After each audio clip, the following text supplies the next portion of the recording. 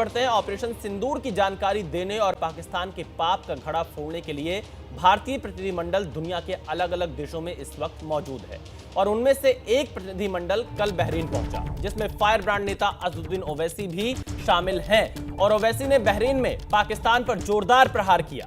पाकिस्तान आतंकी संगठन आईएसआईएस जैसा ओवैसी का यह कहना है।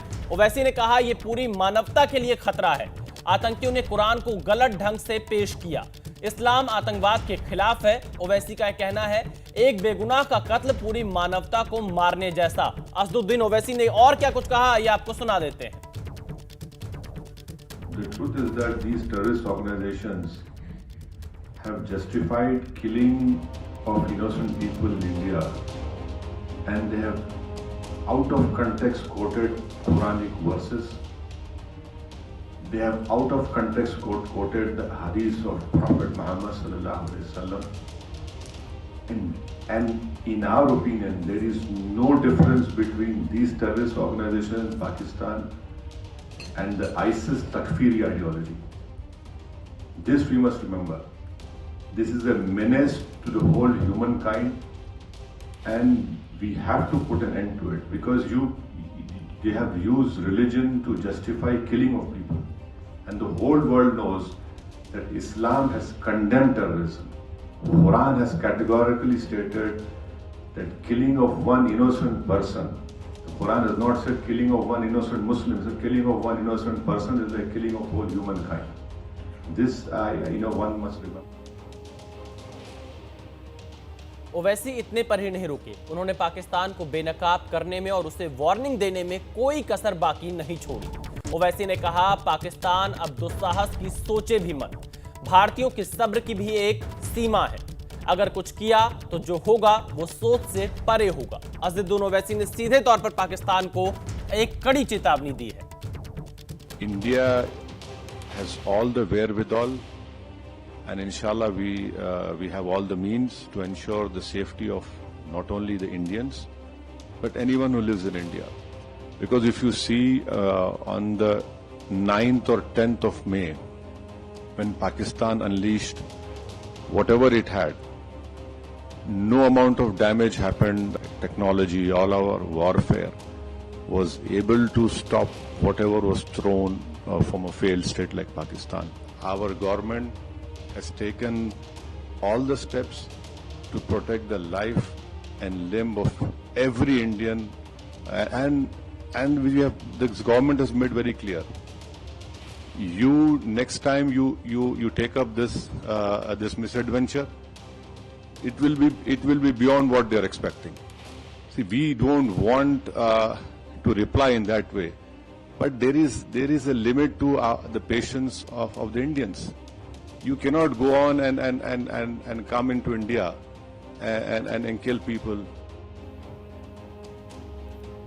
ओवैसी ने पाकिस्तान का पर्दाफाश करने के साथ साथ दुनिया से एक बड़ी अपील की, और वो अपील ये थी कि पाकिस्तान को FATF की ग्रे लिस्ट में डाला जाए ताकि आतंकिस्तान पाई पाई को मुहताज हो जाए।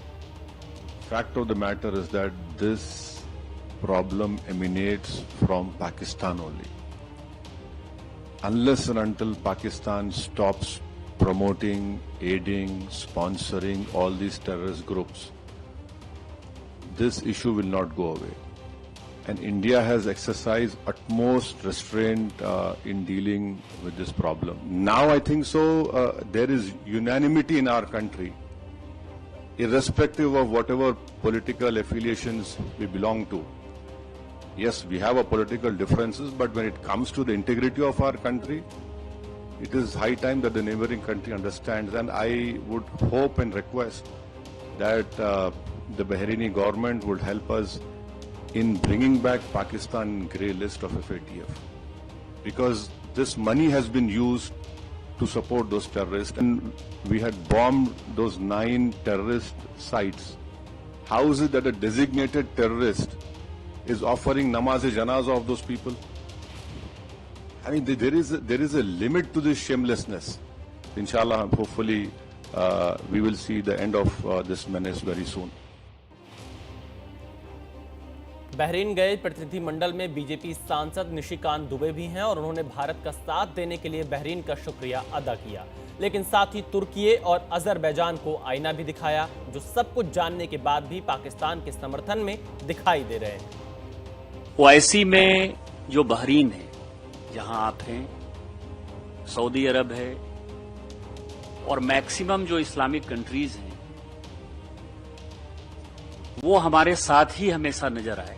मतलब एक्सेप्ट 2-3 कंट्री को छोड़कर, Turkey, Azerbaijan. Religion is not a guarantee of any security. और everybody is seeing in Jordan what is happening there, Iraq, Iran, everybody thinks so. So I feel what we are doing here and what our people are doing outside India, all OIC country will again support us. तो आपने सुना Bahrain में कैसे पाकिस्तान को बेनकाब किया। अब आगे बढ़ते हैं। जम्मू कश्मीर के उपराज्यपाल मनोज सिन्हा ने पाकिस्तान पर बड़ा प्रहार किया। उन्होंने कहा कि आतंकी मुल्क पाकिस्तान दहशतगर्दों को लंबे समय से भेज रहा है और हमारे यहाँ भी कुछ गिने चुने ऐसे लोग हैं जो डायरेक्टली और इनडायरेक्टली ऐसे तत्वों की मदद करते हैं। एक बात तो स्पष्ट है कि आतंकी मुल्क पाकिस्तान दहशतगर्दों को लंबे समय से भेज रहा है और हमारे यहाँ भी कुछ गिने चुने ऐसे लोग हैं जो डायरेक्टली या इनडायरेक्टली ऐसे तत्वों की मदद करते हैं।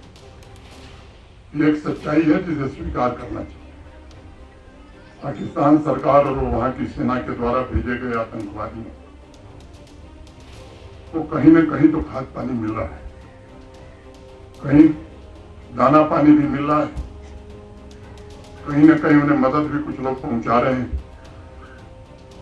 लेकिन यह भी हकीकत है कि पहलगाम की घटना के पश्चात आतंकी मुल्क पाकिस्तान के खिलाफ कश्मीर के लोग या पूरे जम्मू कश्मीर के लोग स्वतः, जिसे हम कहते हैं स्पॉन्टेनियस, सड़क पर निकल करके इसका विरोध किए। उसकी जितनी सराहना की जाए वो शायद कम होगी।